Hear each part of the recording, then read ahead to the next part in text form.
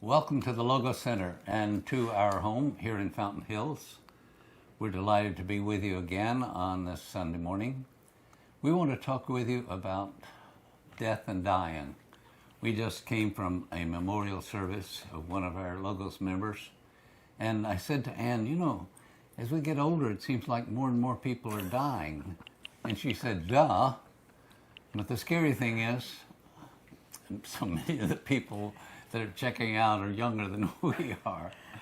That's right. There are a lot of people younger that are dying. You said years ago that people have a rendezvous. They need to get out so they can get back in. If you think about the fact that we gather in a little group and we say, we feel like this group has been together before, maybe in Israel or ancient Egypt. And for people to come together and be together in a group that they've been there for, they had to have made some arrangements. I call that previous arrangement a rendezvous, a date. And so if someone invites you, you have a party you have to go to at 8 o'clock, and you also have a commitment at 6, you may have to leave the people at 6:30 and say, I have another arrangement, so I'm going to leave the party early. So some of our friends leave the party early, so to speak, so they can get back in to meet their rendezvous with the rest of us or the other ones of their loved ones or something. So these, the poet Browning says, our times are in his hands. And so our times, our length of time on the earth is in the hands of God. Right. And this whole rendezvous idea of sometimes you wonder why someone died or had an accident, and very often there are many reasons, but one can be that they do need to come back in because they have a rendezvous so that they can come back. And I think we need to look at that sometimes and be aware that, and not that you're not sad after a death, of course, but that you'll understand it better if you realize that person had a soul contract. They're leaving, and they're going to come back, and that's just how it is with us. We have these soul contracts we're trying to fulfill and accomplish, and come back and finish up what we didn't finish up, or come back and try to help raise the consciousness of the world. I mean, I guess we all think we're doing that. Not all of us are doing it, but that is one of the things that's important. And I remember that Sherry Pearl of the Prayer Registry in New York City wrote about impermanence and how this is an impermanent planet. And I've talked about that before, but that has really meant something to me lately, because if you recognize that everything is impermanent, then you start changing how you feel about things and what is important and what are priorities and what are not.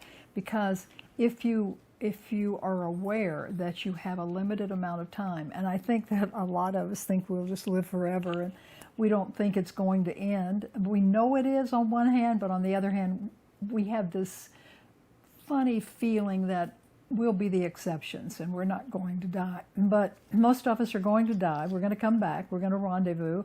We're going to come back with some of the same people we've been with before. One of the things that happened when Herb and I first got together was we were meditating, and I looked over at him, and his face changed to about 10 different past lives, including, I think, an old Chinese person, and just one after another. And I said, you should see your face changing like this. And I saw maybe 10, 12 past lives with him, and later discovered that some of those were right on. So we do have these past lives with people. We do want to come back with them and work out things that we haven't worked out. And some of the wonderful stories in the book 1-800-HEAVEN, which is Bill Guggenheim's book, he had interviewed several thousand people. Hello from Heaven. What did I say? Well, you said the title of your book, which I said the title. I think that's precognitive. I think I'm self-promoting here. I didn't mean to do that. That is true. Hello from Heaven is Bill Guggenheim's book.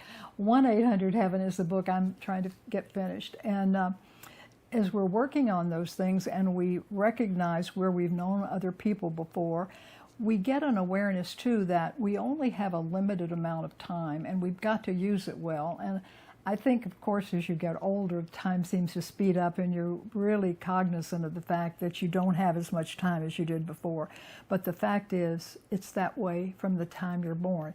From the time you're born, you start that process called dying. And we have to figure out how to do things correctly so we have a gentle death. Because I've been reading the Tibetan Book of the Dead and the Egyptian Book of the Dead.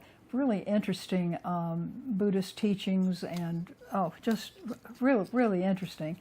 I don't agree 100% with all of it, but it's really interesting things to read, and how they prepare. Oh, what is the thing they say when you're dying? Oh, noble, oh. Oh, nobly born. Oh, nobly born. Oh, nobly born. Addressing the soul. Oh, Right. nobly born. Addressing the person as he dies, saying, look for the light when you get on the other side. Don't get caught up in the Bardo plane, but go beyond it to the light. And in this Tibetan Book of the Dead, which is what I'm reading right now every night before I go to bed, it tells you the specific things to say and do at the moment when you're dying. And it puts a whole different spin on death. And I think it takes away a lot of the fear because you're in control of what you're saying and doing as you're dying, and they give you these techniques on how to work with that, and I find it fascinating. So my next book on my schedule is it's the Tibetan I'm reading, and the Egyptian Book of the Dead I haven't read yet, so I'm going to read that next. And I think if we can not only realize that we have a limited amount of time, and people say, oh, well, I know that, but people really don't. They think they have forever, or they wouldn't waste their time on some of the things they do if they realize just how limited this incarnation is. So in my book, Stephen Lives, I write a lot about my experiences I've had with my son who died, but also with other people that I know who have died. And as we talk to people that have lost loved ones, and that's really not a good term. You don't ever lose someone when they die. That's not a good term, you know. You don't lose someone. They simply change form. And Edgar Casey, in his the book written about some of the information he got, God's Other Door, death is really just like walking through God's other door. It's just another door you walk through. You discard your physical earth body and your pure spirit.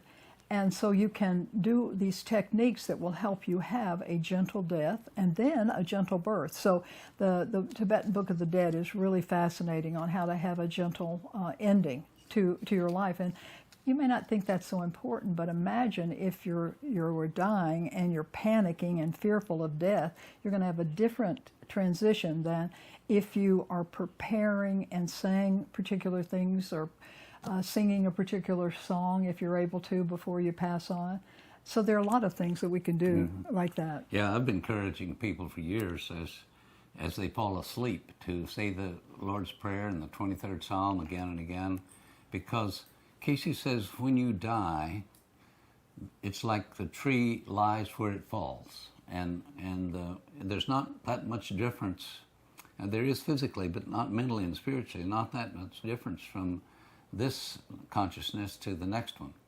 And so if you fall asleep fearful, you're going to be fearful on the other side. And that's why the Tibetan Book of the Dead gives you instructions about how to transition from the physical death into a better awareness, what the Bible calls, I call it from Hebrews, a better resurrection, a better opportunity. And a friend of mine, 20 years younger than I, and what should have been a very healthy young man, died earlier this week, and Anne said, I'll bet he had a rendezvous. And I said, I was just thinking the same thing. Yeah. So he checked out because he needs to pick up with some others on the way. You know, one of the interesting things to me about getting older is I have a perspective on history that gives you a broader sense of what's happening. We saw someone yesterday and something about the Wizard of Oz, and I said, oh yeah, I saw that when it first came out in 38 or 39. The point I want to make is 40, 50 years ago, you were very shy about talking about death or dying or transition. And there's come a period here, Elizabeth Kubler-Ross is partly responsible for it with her book on death and dying, but there's a growing sense of reincarnation and the possibility of that. There's a growing sense of so many people widely, there's hardly anyone that hasn't heard of a near-death experience in which you're told, in which you have an experience of what it's like to be with your loved ones on the other side. So there's this awakening out of the old Christian idea that we had 50 years ago, you die and you either go to heaven or hell, to being able to talk about this transition and have some excitement about it. And so nowadays, instead of funerals being dirges and darkness and crying, we now call them celebrations. So there's a growing consciousness.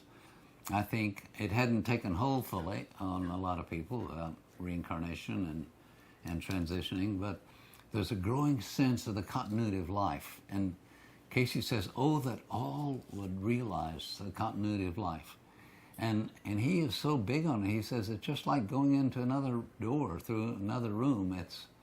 It's not all that different, and we're going to be back and back again, and so we need to think in terms of thousands of years and not just a single lifetime, 70 or 80 years. And I think it can be so helpful to understand death more by reading everything that you can about near-death experiences that people have. There are just dozens of really good books, and I've mentioned before that the book that totally turned my life around in 1972 was A Search for the Truth by Ruth Montgomery, and I read it, and it was just an immediate opening of everything. I could see things, I could see auras. I mean, just overnight I had that happen. I wasn't trying to make it happen. And in that experience, I began to hear and talk to people that had died. And I began a conversation with my son, Stephen, who died when he was 15. And he was able to talk to me and tell me what it was like, what he went through. And people go, oh, well, Anne, you have a gift. You can hear him. Most people can't. And I would like to say this. I don't think that I have a particular gift that's any different than most everybody else has. It's just a matter of learning to listen, being willing to listen, trust the guidance that you get, check on it, see if it feels right, then trust it and then act on it. If it tells you to do something that it seems like a positive thing to do it, keep a record of what happens, and you'll be amazed at how many intuitive feelings that you have bear fruit and happen in the future, like your dreams. If you don't write down your dreams, you won't remember the confirmations that you get constantly. But if you write down your dreams, you go, oh yeah, I had a dream about this, and this is what happened. So there are a lot of ways that you can work intuitively. And in the understanding of working with death, you can work with meditations. Henry Baldock wrote a book on hypnotism that I used, made a tape of my own for, that helped me to work with Stephen on the other side. And we have still ongoing conversations. He died in 1974 by suicide. And there's a tendency toward, in a lot of religions, well, if you kill yourself, if you commit suicide, you will rot in hell the rest of your life. And other frightening, terrible things that people say incorrectly about what happens when someone takes their own life. And not in any way to encourage it, but to say that a person who commits suicide does not usually have much different an experience on the other side than someone who dies from cancer or a car wreck or something like that. I mean, there are variations on this, but it's not that we have to look at it as going to be some terrible experience we're going to have when we die, but rather that it's going to be an adventure in consciousness, and we can stay fully awake and aware all during our death experience. And then when we get to the other side, be fully aware and able to communicate from that side. So that's what we should all aspire for and, try to do. Well, we have recently 3 good people we admire that committed suicide, and all for very good reasons. Neither of us would want to have continued living through the pain and suffering that they were going through. And so that's not the optimal way to deal with it, but sometimes, especially in these times when there's the opioid addictions and reluctance to prescribe painkillers, there's intractable pain, and some people just need to get released, and we feel good about these three that transition. Anne mentioned dreams. I want to say that Casey says dreams are a shadow of that state called death. And so if you want to get a sense of what it's going to be like over there, scary enough, but let's start looking at your dreams and start not telling yourself what to dream, but ask that you might dream more in the spiritual consciousness, or more to receive an awareness or guidance or a higher consciousness. Because again, as in death, so in dreams, where the tree falls, it will lie. And if you fall asleep seeking and with a positive attitude, then you're more likely to have a higher experience in your dream state. And you find your dream state will be a lot better if you do preparations before you fall asleep. You know, read something that's very calming, and I have a bunch of different prayers that I do. And like, you don't want to have sugar or something just before you go to sleep, because you won't be able to relax and calm your mind and dream well. So there are little things like that. There's a B vitamin you can take that will help you remember your dreams, unless you're on medical marijuana and don't remember your dreams at all, which many people that are on it, that's the one drawback for it. But you can, in the remembering of your dreams, it can be helpful to you. I have had some of the most amazing dreams, precognitive, warning me about things before they happen. Sometimes if I get a warning dream, I really don't want to know about it, because I'm afraid it'll scare me. I deal with those kind of things off and on. Well, you know, for years I've told people there are no such things as bad dreams. There are bad reactions to dreams. Right. But the dream is a readout of the forces that are coming together in your consciousness, and it's a visual or auditory play out of what you have been building. Yeah. One of the dreams that I remember is right after Stephen died. I dreamed that 2 or 3 FBI agents were interrogating me, and they were accusing me of killing him. And they would say, you know, you did this. And I would say, no, I didn't. And I was explaining what I thought caused it. And they said, no, you did this. And I was arguing that I did not kill him. I didn't do it. And whoever they were on the other side were arguing that I did. And that was a dream, because I was dealing with not an awareness of suicide at that time, because it took me quite a few years to really study suicide from all different angles and to understand it better. So it took a while. So don't get discouraged. You know, people say, oh, well, you can hear so easily, but that's not true. You practice until you can hear better. And so you want to keep a journal so you can write down the intuitive experiences that you have, dreams that you have that might be helpful in your understanding of communicating with a loved one who died. But to keep a record of your dreams, keep a record of your intuitive feelings, and keep a journal that says, I had this dream and this happened, or I had this intuitive feeling and it happened. And that's the way I work mostly. And so I don't think I have a gift any different or better than anybody else, but I have learned to work with it. I have learned to listen. Times when I'd rather be watching TV or doing something else, I have learned to get quiet and listen and do affirmations to prepare me to have an experience with Stephen. And he died in 1974, and I still talk to him frequently, sometimes every day, sometimes several times a week. And I try to teach as many people as I can the way to listen and to hear. And Herb and I wrote a paper on how to communicate with loved ones who've died. So if any of you listening to this would like a copy of that, we will send it to you or email it to you. So just give us your address and email, and we'll get that to you.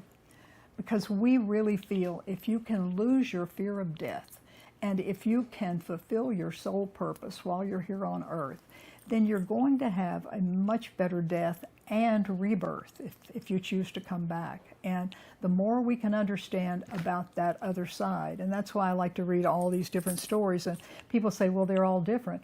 Well, they are, but think about this. We are all different. And so our experiences, when we communicate with the other side or when we have these visions or experiences, may be different too. We may have 10 different things we experience, and every one of them valid. But it's not all the same, and we're going to have, and I think the Tibetan Book of the Dead really looks into that, because they, depending upon the kind of life you've lived, the things you've done, you will have a better or not quite so good a death experience. So now's the time to plan, and instead of dreading death, don't you think we really think of it as an adventure? It's an adventure, and I wanted to comment about listening. In the Old Testament, we're told God was not in the whirlwind, not in the earthquake, not in the fires, but in the still small voice. Now, what I understand that to mean is the Lord speaks to us in humble messengers. No one could be more humble than Edgar Casey as a messenger. And dreams are humble, but when you talk about intuition, don't expect a loud voice. You go with the feeling. You have to begin to go with the feeling. Even if you don't hear the words out loud, you can ask a question: should I do this? Yes or no? And you have a feeling that no, this is not going to work. So work with the subtlety or the still small voice aspect of your inner conscience. You can never go so far astray. Casey says that this conscience, this awareness of what's right and wrong, is there with you. And so if you pose your question, shall I do this or not, and listen, you'll have a feeling. You may hear a voice say, absolutely not, but you may just have a feeling, I don't feel good about it. So the idea of expecting the continuity of life should take away any fear of death. Like Woody Allen said, I'm not afraid of death, I just don't want to be there when it happens. Well, part of what that means is we don't want to go through the pain or the suffering or see our loved ones suffering as they see us transitioning. But let's get the sense that that's part of this gift that we have in the continuity of life. And I'd like to mention a little bit more about impermanence. As I've said before, I actually started meditating and thinking about that word a few years ago when Sherry Pearl with the Prayer Register in New York published something about impermanence. I had not really thought about the fact that this is an impermanent planet. This is an extremely impermanent planet. And as I read the books on the destruction of Lemuria and Atlantis, tens of thousands of years ago, and they can still find some of these ruins, that we've been here again and again and again, and that we need to get it right, but we also need to have a consciousness from a very young age that things are impermanent. This life is impermanent. You may see a few people that live to be 100, 105, even 110. I think somebody lived to be 120. But that's not generally what happens. And the impermanence is something we have to be comfortable with, aware of, and not let it depress us that things aren't permanent. You know, we buy something and it breaks, it doesn't last forever, but we think that this life should last forever, and the soul does. And that's what's, I think, confusing to people. Your body will die. You will discard this earth suit and it will go to dust eventually. But your soul never dies. Your soul is permanent. So your soul's not impermanent. It's the one thing that isn't impermanent. But also, there's always work. Casey, the Bible says, don't be weary in well-doing. It's not that we die so that we can rest on a cloud, which is the way people used to make fun of heaven. But there's work. We're working toward becoming true spiritual children of the Most High. Well, my book, A Psychology of the Soul, is going to be out mid-August, and maybe it'll be available in September. We haven't decided yet if we'll meet at the Orange Tree in first Sunday of September, but that's open, and it'll... If it's safe. If it's safe. So mid-August, we'll be contacting orange tree and letting you know. But keep aware. Either we'll see you next first Sunday of September, or we'll be in the orange tree. Yeah. I'm going to thank you for joining us. Ask you to continue with us. We're going to have some wonderful music from Barb and Mari in a minute. Namaste. God bless. Namaste. And I'm going to hold this sign up one more time. Okay. It goes with the song, Had a Little Talk with Jesus. And everything is going to be all right. That has saved my life during this pandemic. We're going to close with a prayer and wish you the very, very best for the coming month. Why don't you? Would you like to? Heavenly Father, we're thankful for the Logos community, all of our dear friends, and the opportunity to share and to grow together in the Spirit. We're thankful for Jesus and the Bible and Edgar and the readings and the Logos community and family. Help us to be always in prayer for those of our loved ones who've transitioned. Help us to put aside fear and put on a joy of the life that we are given on this side and the other side. And keep us always safe in the Spirit of Christ. Amen. Amen. Namaste. Namaste.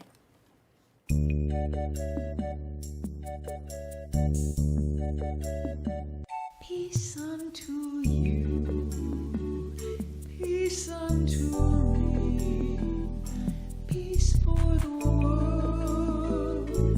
Namaste. Love unto you, love unto me, love for the world. Namaste.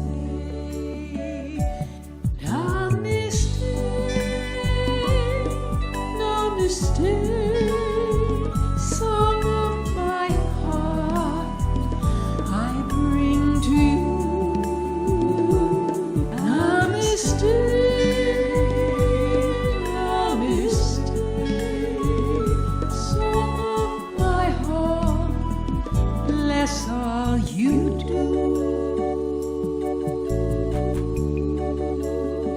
Joy unto you, joy unto me, joy for the world. Namaste. Joy unto you, peace be with me, love for the world. Namaste. Namaste.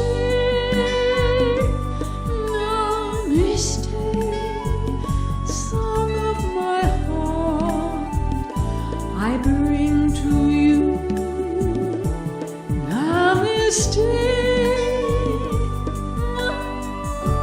namaste, song of my heart, bless all you do. Blessings to you, blessings to me, bless all the world. Namaste. Namaste. Namaste. Song of my heart, I bring to you. Namaste. Namaste. Song of our heart, bless all we do. The answer to the whole world is love. Namaste. Bless your neighbor as yourself. Namaste. Greet your fellow man with Namaste. Greet your fellow man. Namaste.